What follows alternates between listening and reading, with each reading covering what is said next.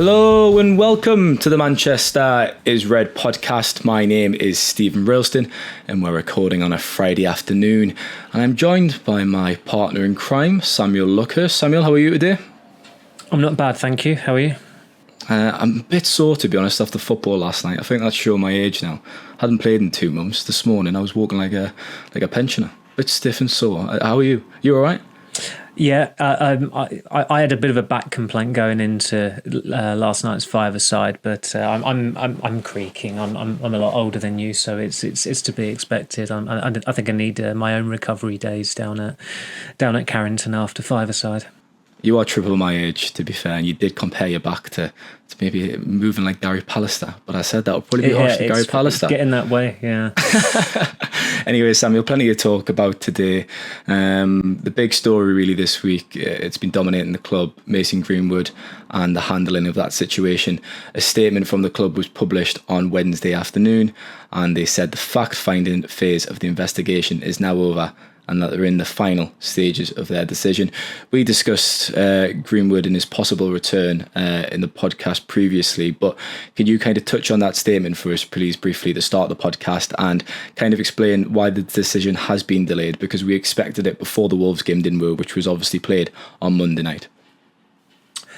We did until last week, really. It was becoming clearer from the communication from the club that they were going to miss this deadline that they had imposed, and they've tried to row back on that to the point that they've given the impression that they didn't set the deadline, but they did. No, it wasn't journalists setting the deadline, it was people at Manchester United who said all along that the decision would be communicated before the start of the season, and whatever start of the season meant, whether it meant Burnley City on the Friday night or United's first game of the season against Wolves, that deadline has well and truly passed.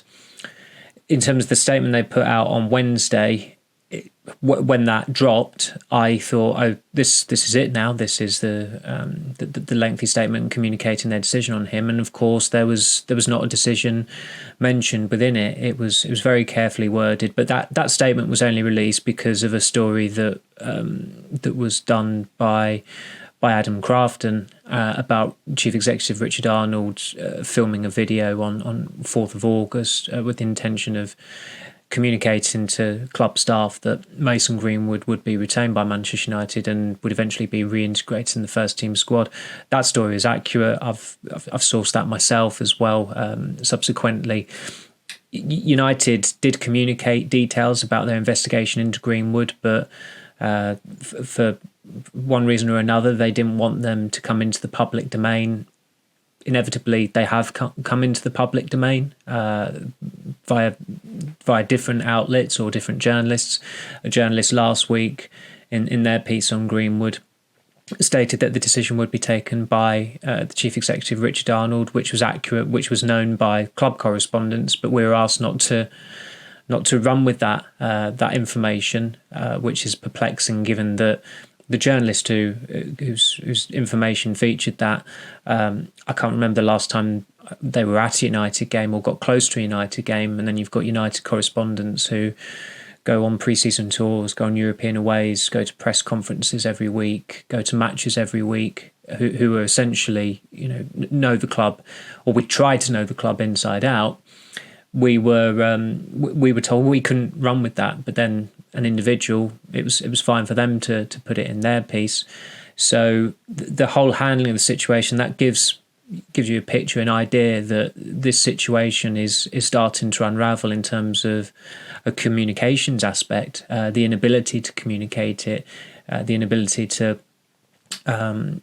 publicise that decision. I think we all know what that decision will be, and it just feels like for the last few weeks, month, maybe longer, that United have been agonising and strategising as to how best and how to most delicately communicate their decision, because whatever the decision is, there is going to be quite a vociferous backlash. You've already seen female protesters outside the stadium who are against Mason Greenwood's return. There's a high-profile female supporter, Rachel Riley, who has said that she won't support United a lifelong United fan. She said she won't support the club again if Greenwood comes back. Rachel Riley has had numerous engagements, official engagements with the club as well. She's done stuff for MUTV. She's done broadcasting engagements with the club as well.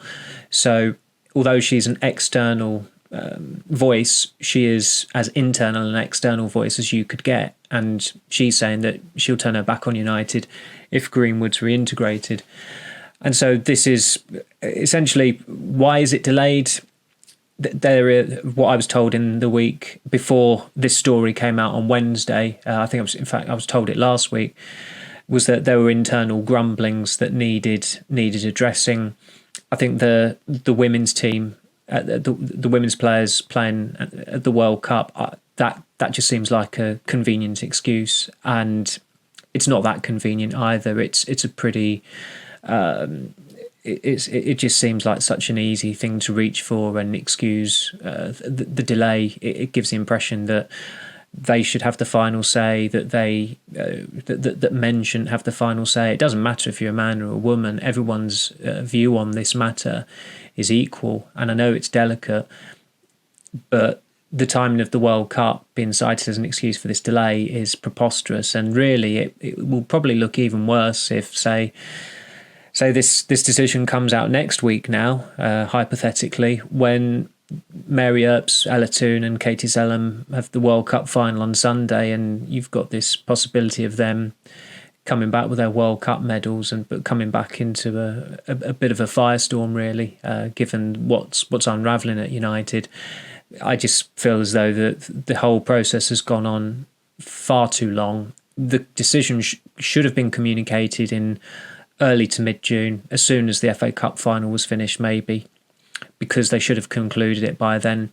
This whole notion that it was a really busy season last season, we had a lot of games and we're now focused on this, that didn't wash with me even then. This is a more important decision than football results and than transfers. And Manchester United haven't given that impression whatsoever. They've played their games, they've got their players in the transfer window, their three key players, and this Mason Greenwood decision has still not been communicated to stakeholders, supporters, journalists, whatever. So although a lot of United supporters are getting frustrated, and a lot of supporters have voiced their disapproval of the way the club are handling it, I can well and truly assure them that it's also shared by journalists. Yeah, those women who protested Old Trafford before the Wolves game Monday night were very brave. A lot of courage to do that, to stand outside the stadium and make their voices heard. I spoke to someone from the group, obviously, before the game, before we headed into the press box, and that interview's coming out tomorrow morning, so Saturday morning, as we're speaking here. I guess a concern. It was disappointing as well to see the statement released around the same time, on the same day as the Lionesses progressed to the final, obviously, of their World Cup in Australia. That was another criticism of the club, but I guess they'd argue that the hands were tied to a certain extent, as you've obviously discussed there in your answer, Samuel, but very well said. They had to, they felt, well, they had to respond. If a journalist comes to them and gives them a right of reply to a story that was, very much in the public interest, they had to respond to that, and the timing of it, I'd say, was pretty. It's moot. It doesn't matter that there was a game on during the day that featured women players. I think you have to take that out of the equation. But the way they went about handling that was not right, because that statement was shared with all of the journalists who cover Manchester United rather than just that journalist. So however way you look at it, it's been a communications cock-up this week, and the toughest part of it is yet to come. It's immensely frustrating for a number of reasons, and at the moment nobody is coming out of it particularly well, and a lot of people, whether you're a female player, whether you're a female supporter, whether you're a journalist, whoever, it's a very diverse range. I think everybody is pretty dissatisfied with how it's playing out. Yeah, completely. And obviously the Glazers have delegated the decision to Richard Arnold. He's going to make the final call on Mason Greenwood's future. And we'll just move on to the Glazers. And Samuel, you wrote a line today that there's a real concern the Glazers won't actually sell the club. And I don't think that's much of a shock, is it really? The club was put up for sale, or there was a strategic review announced in November last year. We're almost, it's come up to a year. In a couple of months' time, it'll be a year since that announcement was made. And there seems to be no resolution in sight, really. So could you give an update on that line as well, please, Samuel? Because you wrote that Sheikh Jassim is obviously awaiting a response still, isn't he? And that's just another example, really, of a process rumbling on. It's very unsatisfactory as well. It confirmed, having spoken to the relevant people, it just confirmed what everybody had suspected, in that the Glazers have been extremely dilatory over the whole situation. There's no urgency. When we were in New York, we spoke to, we weren't staying that far away from Wall Street, so we had a wander down there. I'd been down there before, but it's obviously a unique part of the city, and being in that circle, you're bound to get there's the off chance that you're going to talk to someone who's aware of the strategic review and how United supporters are feeling about it, and the grumblings about it as well. And really, the New York Stock Exchange, there's some financiers think that they should intervene because a strategic review should never take this long. So that was written last month. I think a lot of people involved with the bidding process are getting quite weary because, as they told me, it has been a long process. There have been some suggestions that it could be that there could be some kind of deal finalised into the season. We'll have to wait and see with that. But the view from Sheikh Hassim's side is that they've still they've just not had any communication from the Glazers since they submitted that last bid, which I think would have been in, was it late May time or early June time? Whatever month it was, it feels like a long time ago, and that's because this whole process has just been so inordinate. And I don't think any of us, even as familiar as we are with the way the Glazers operate, I don't think any of us thought we'd be in this position after it was announced back in November that United would not only just still be under the Glazers' ownership, but this thing would there'd still be no resolution to it as well. The Sheikh Hassim bid, the Qatari bid, it's been described as a premium offer. It remains on the table, and really the next step are for the would-be sellers, I suppose, because they never said outright that there would be a full sale of Manchester United when that strategic review was announced in November. The next step are for those would-be sellers to actually engage in conversation, and all the Qataris can do, and Sheikh Hassim can do at the moment, is wait. There are other things on the grapevine that suggest otherwise, or people might hear different things, but this is coming straight from people involved in Sheikh Hassim's bidding process, and I can't imagine it's particularly different for Ineos either. They're the other bidders. They're still waiting. That's where it stands at the moment.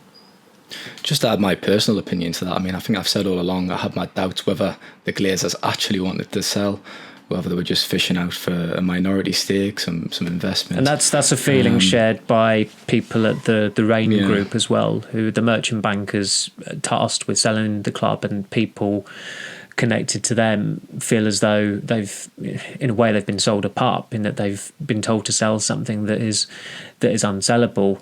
Things may change. Rain's reputation, I don't think, is going to be particularly harmed by it, because you'd think they'll still be in line to sell the next giant European club, having overseen the Chelsea sale last year. But it's starting to look like they've been sold, been given a bit of a hospital pass. You'd hate to buy a house from the Glazers, wouldn't you? Imagine if you had a few kids, you were in a chain, you were waiting to move. You wouldn't get the keys very quickly, I doubt. Anyways, we'll leave that for part one. Yeah, we'll leave that for part one. We'll be back in a moment for part two.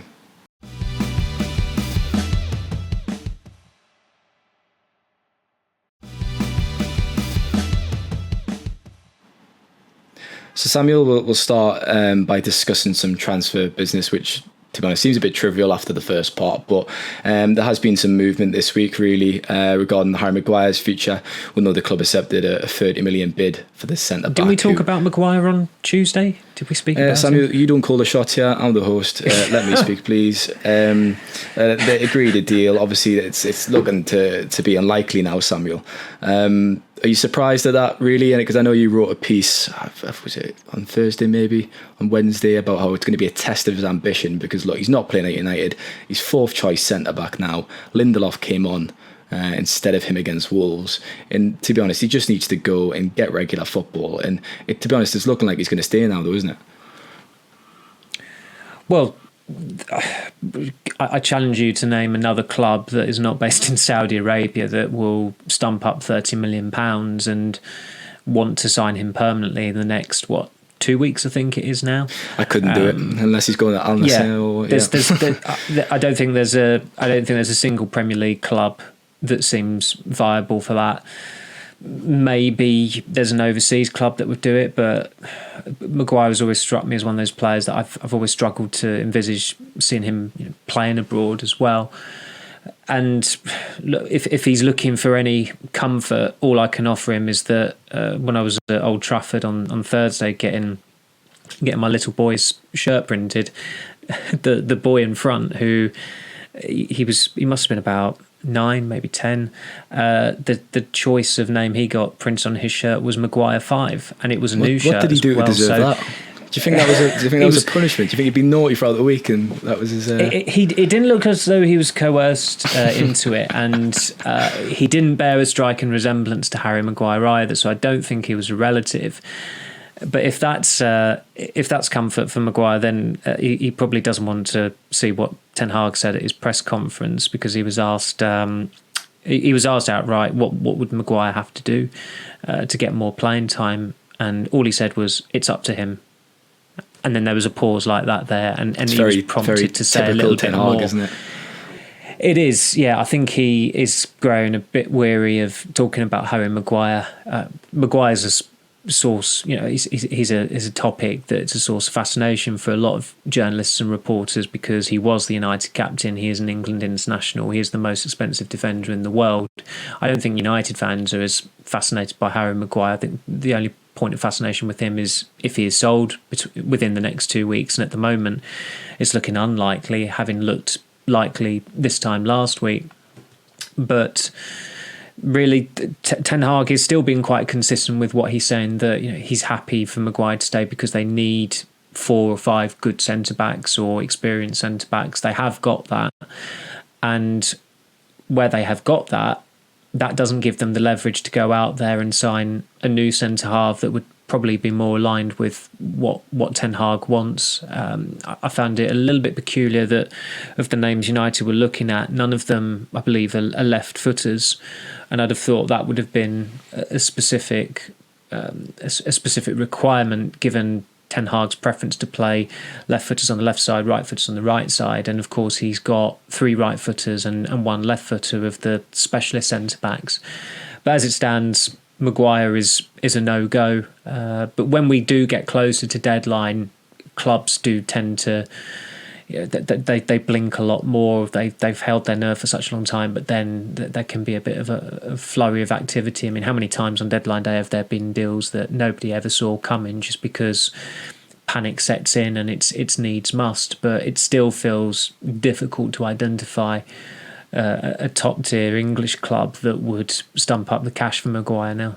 Do you remember Peter Odemwingie turned up to the training ground in his car on Sky Sports? That was like a deadline vintage moment, that wasn't it? That was January 2013, I think it was. That was impressive. You can pull that out. Obviously, you have a few players up for sale: Eric Bailly, Brandon Williams, Donny van der Beek. I mean, we laughed. We didn't even realise really when we were at the game on Monday that Van der Beek had been left out the squad until I think an hour in, or half an hour after the team news was announced, which shows how much of a footnote he's become. Fee-wise, between those three players, Samuel, how much realistically do you think we could raise? Do you think we could? Think the club could get 10 million for those players? Because that's what it's probably looking like at this point. I mean, by surplus to requirements, he wasn't given a provisional shirt number. Brandon Williams has hardly played much football really. We obviously at Norwich on loan, and Donny van der Beek's Donny van der Beek, isn't he?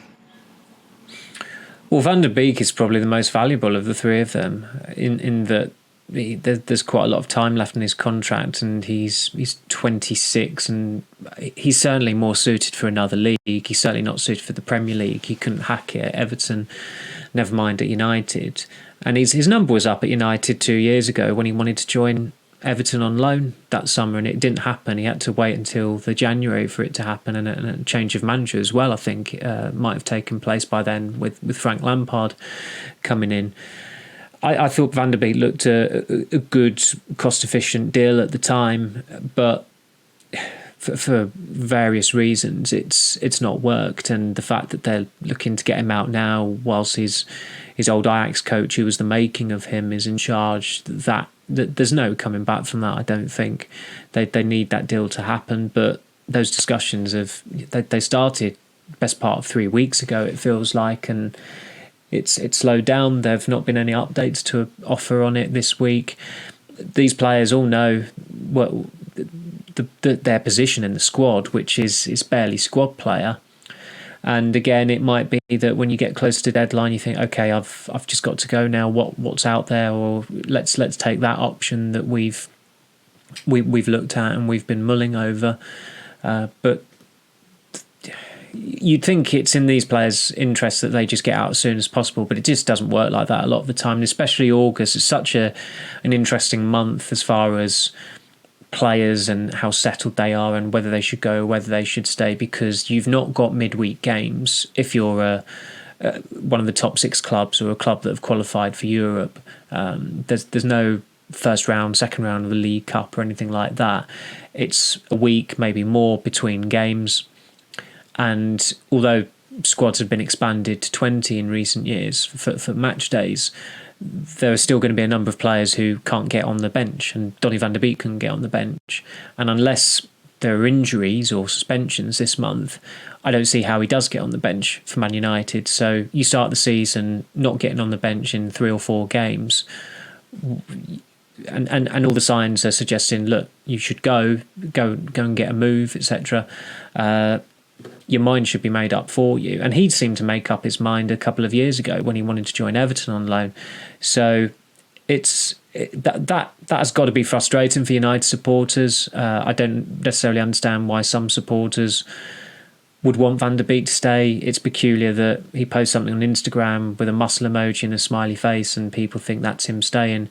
I mean, did you see his post from Dublin where he's saying, he gives the impression that he enjoyed it and giving the illusion that he actually played well, when in reality he was the only player that was substituted at half-time because he was such a lost cause against Athletic Bilbao.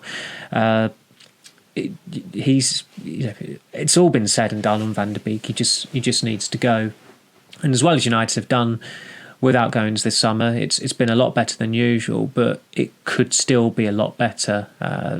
They are targeting at least 3 more sales / permanent departures, because in the case of Bailly, it wouldn't surprise me if it gets to a point where they just think we've got to pay up the rest of his contract if he's not going to get a move. Although I think the Saudi Arabia transfer window open for a little bit longer. It's a little bit later. It's a little bit longer. Yeah, Klopp was complaining about that, given that they've taken. Yeah, he certainly does. But given that they've taken 2 of Liverpool's midfielders, so that might play into United's hands. It happened 4 years ago when, during that there were a couple of summers where the Premier League transfer window for Premier League clubs closed before the season started, but United was still doing business. I think Matteo Darmian, Chris Smalling, they went to Parma and Roma after the Premier League window had closed. So there's still a slightly longer window available for Eric Bailly, but I can't imagine that many Saudi clubs are looking at Brandon Williams as someone to bring in. To be fair to Van der Beek, he spoke quite openly about his future in the mix zone after the Lyon game at Murrayfield when I was there. Yeah, exactly. Obviously admitted that he wanted to leave and for a fresh challenge for minutes, and it's within his best interest. If you look at someone like Brandon Williams, I kind of get the feeling he'd be comfortable just sitting around and kind of seeing out of his deal. He's a local lad. He supports the club, but we talked about Maguire's ambition. Surely if you're a Williams, you put yourself in his shoes. If you're his age at this stage of your career, go and kick on. Go somewhere else, challenge yourself. Even if it's a drop down to the Championship, it's going to be way better than making the odd Premier League matchday squad and playing for the under-21s at Leigh Sports Village, because he's beyond that now, really. That's for 19-year-olds. He's out of contract next year as well, isn't he? Yeah, I know. There's 9 players out of contract next year, Samuel. Wan-Bissaka, Lindelof, Martial, Hannibal, Williams, Fernandez, Alvaro, I must add, Eric Bailly, Ted Menji and Tom Heaton. Tom Heaton's the only one that doesn't have obviously the option for another year. The club's got the option for another year on all the other players there. Doesn't Mejbri not have? Is there an option on him? Oh, there would have been. I think that's it. I think when Rich did the story about him going to Birmingham, I think he rejected a contract extension on top of his contract, so it still must be that contract that he signed in 2021. Yeah, because he signed a new deal. So yeah. Gotcha. So, I mean, it's going to be interesting approaching next summer. I mean, it could finally be the end of Anthony Martial at Manchester United, which is probably going to be a good thing, because I keep saying paper mache, but you keep correcting us, Samuel, and saying it's paper, was it papier mache? There's an eye. Very eloquently said, of course. Anyways, we'll leave that there for part 2, and we'll come back in a moment for part 3.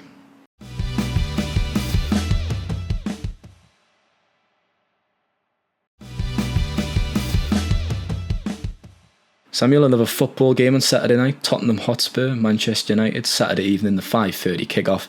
Yourself and Tyrone, who's back from holiday, travelling down to the capital at the the North London Stadium, but the Tottenham Hotspur Stadium is the correct name, of course.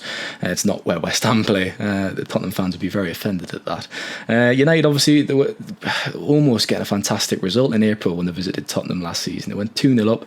Remember that fantastic goal from Jadon Sancho, and he picked out the bottom corner. Marcus Rashford doubled the score before half time, and somehow, Samuel, Tottenham got a draw, didn't they? 2-2 in that second half. United collapsed. So what are you expecting really from the game? There's been a lot of change at Tottenham. Harry Kane's went to Bayern Munich. That's going to be huge this season. Obviously, Ange Postecoglou is now the manager. I think he's probably the most likeable manager in the league, Samuel. I love his press conferences. Whether that translates into success on the pitch, I guess, remains to be seen. But what are your expectations for Saturday evening? Because I guess United's away record, it was a problem last season. They won 8 games on the road away from home, and 6 of them came against the 6 bottom side. So that's a clear area for improvement, and I guess there's no better place to start than Tottenham on Saturday. It's a difficult one to preview, in that Tottenham against Brentford, there was some good things about them, but they also look very Tottenham. They've got a new goalkeeper, they've spent big on a new centre half, but they still need a right back. I mean, Emerson Royale is not up to it, and I think it's going to take Postecoglou a while to imprint his approach on that team. It must be reassuring for Spurs that they've got Bissouma playing from the start this season, because Conte just didn't seem to fancy him, which was peculiar given what a good player he'd been at Brighton, and at the time it seemed like a very good move by Spurs to get him in. But I still think that they look short in central midfield. I've never been particularly convinced by Oliver Skipp, and of course they are undeniably weaker without Harry Kane. Yet you still look at that front four, and there's a lot of quality there. James Maddison, I'd have had at United over Mason Mount. Son Heung-min has had a pretty poor year, but you write him off for his power. He can be one of the most devastating wingers in world football when he's on it. Kulusevski, I think he's quite an unassuming player at times, but he's an important player for Spurs, and they tend to be better when he is playing. I think he's got bags of quality. Richarlison is a mercurial striker. He's not had the best of times at Tottenham, but maybe he'll be emboldened now that Kane has gone. So, as I said, mercurial is the right word. I think that probably best describes this current Tottenham team, and I really would be surprised if they got the top 4 this season. Postecoglou, from what I hear, is a very, very impressive coach. He certainly does talk a good game. He's very personable. He did a terrific job at Celtic. Then again, I think you or I could do a terrific job at Celtic. That said, he must have a lot about him to have got that job at Spurs, because the competition was quite intense, and Spurs almost looked like they were fudging it, or history was almost repeating itself, like that summer when they turned to Nuno Espirito Santo, having dismissed him initially in the process. But there is certainly enough uncertainty in that Tottenham team, and United are a more settled side, despite how they played on Monday night, to make you think that you should be, you should fancy United. One would have more confidence about United if they'd performed or they recorded a statement style win over Wolves, and they didn't do that.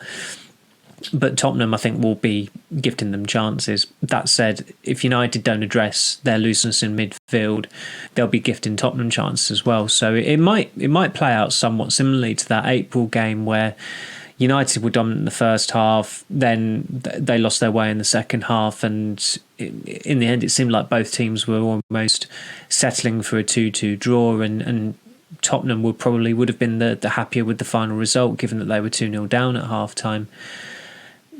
But United's away record, that's an obvious area of improvement for this season. Ten Hag has said that. I think they only got 8 wins away from home last season.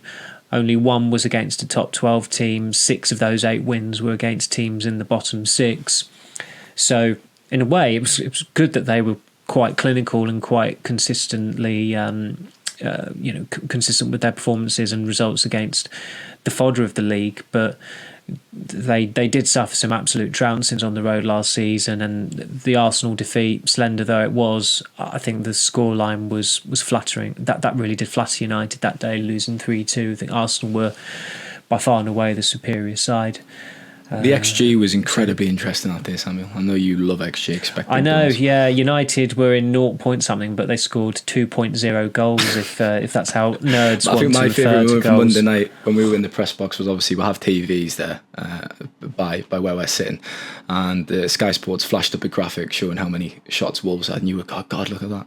And I went, yeah, but the only thing that matters is the XG. That is a stat that just to try, I've never had a problem with that. I've never had a problem with that stat. I think if you go back to the halcyon days of Sky in the 90s and Monday Night Football, the key stats of possession, shots on target, shots attempted, that's fine by me. And that was genuinely interesting the other night. I mean, the fact that Wolves had the second most attempts at goal at Old Trafford in the Premier League era was pretty staggering, given that they changed managers 5 days earlier. That just showed you how loose United were, and it was their good fortune they were coming up against a team that have never really been particularly clinical or potent since they got back into the Premier League 5 years ago.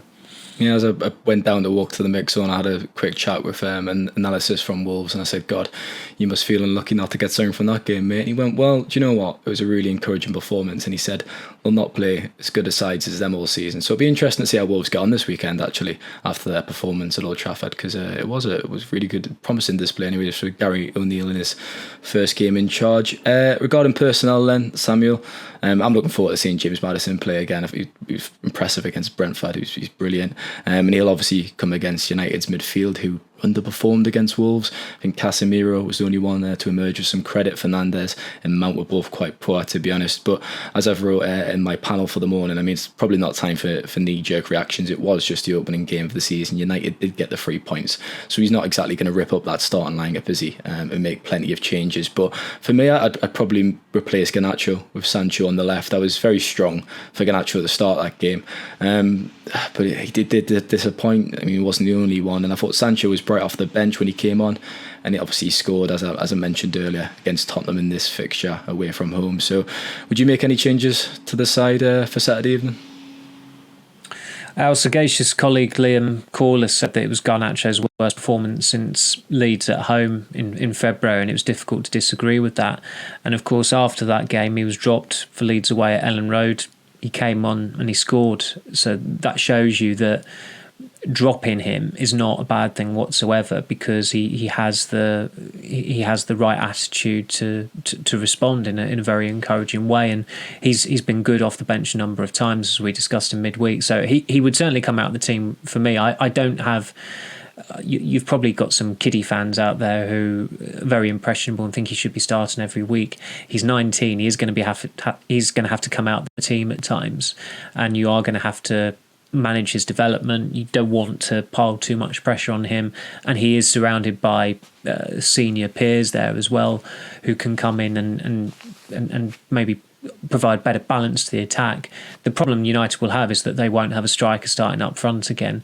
So whether it's Sancho through the middle or Rashford through the middle, it really is imperfect. I mean, Sancho, with his pre-season performances, although he did all right by and large, and he was certainly looking more comfortable there, it's going to be a very, very different environment, pitting him against a new Tottenham centre-back at one of the best stadiums in the country with points on the line in the first home game for Postecoglou as well. I don't necessarily think he will have it as easy as he did at Spurs in April when he scored brilliantly. But he came on the other night and did quite well. He was better than any of the forwards who started that game. He was a lot more direct and efficient with his use of the ball. So on that basis alone, I would certainly bring him into the team. I'm not necessarily sure I'd make changes elsewhere. Wan-Bissaka deserves to start because he was United's best player the other night. There are no other areas up for debate. Martinez is fine. Ten Hag told us on Thursday. So he should have had 2 training sessions going into the Tottenham game. You're not going to take him out of the team. He's why would you? So it would probably be the one change for me. So Garnacho out, Sancho in, and then you've maybe got to be on your toes to be a bit creative or make a change with some alacrity if things aren't going your way. Because as I said, it's an imperfect attack. There's not a striker there, and I would be absolutely staggered if Anthony Marshall starts for the first time in more than 12 weeks it would have been, and he's not played a lot of football since then either. He's not had a single kick in pre-season, and the other night you knew that he had about as much chance of getting on against Wolves as Rasmus Højlund did. We're both in agreement, so you know for a fact that a 3-0 comfortable away win is going to follow, because we're just absolute masterminds, aren't we, Samuel? There's been some talk about Jadon Sancho possibly playing as a false nine again in a Premier League game. We've discussed this after pre-season, really, and he was quite promising actually in that role in the States in a few games. But for me, I think I've said this to you a few times, Samuel, I'm just not convinced he's cut out for a central role. I think if he is going to succeed at United, because let's face it, I think this season could be his last if he doesn't deliver. It's his 3rd now at the club since joining from Dortmund. Then it's going to be on the wing. The problem is his best position's on the left, isn't it? And Marcus Rashford has that spot nailed down. And he's better on the left, Rashford, as well. And Rashford is certainly not a centre forward. So whoever it is it's imperfect. But I quite like the comment from Guardiola when he was on Friday Night Football last week, and he went pitch side, and they showed the City graphic, and they said, "This is how we think you're going to line up." And he said, "It's not going to be like that for the whole game." Or he said words to that effect, and he's completely correct. Like how a team line up on paper this day and age, it has to change. And with Sancho and Rashford, you'd be encouraging them to swap positions and to try and interchange and flummox Tottenham and use the absence of a striker to their advantage, really, because it could work, or it might not work. As we said, we're not convinced by either of them as centre forwards, and that might play into Tottenham's hands. But on their day, they both can be very effective wingers, and that might make the difference. Yeah, the average position graphics that you get from data companies are always really interesting after games, when it shows you the positions players have actually taken up for the majority of the match. I think it was interesting, Rashford only took 4 touches after 20 minutes against Wolves, and by the end of the game he'd only had 38 touches, which was the fewest of any United player, even fewer than Lisandro Martinez, who was taken off at half time. Obviously as a centre back he is bound to touch the ball more, but it just shows you how isolated really Rashford was. And we observed his body language a few times. He looked frustrated, didn't he? It was a bit anonymous. Yeah, there was a point towards the end of the first half he had a bit of a strop, didn't he? Yeah.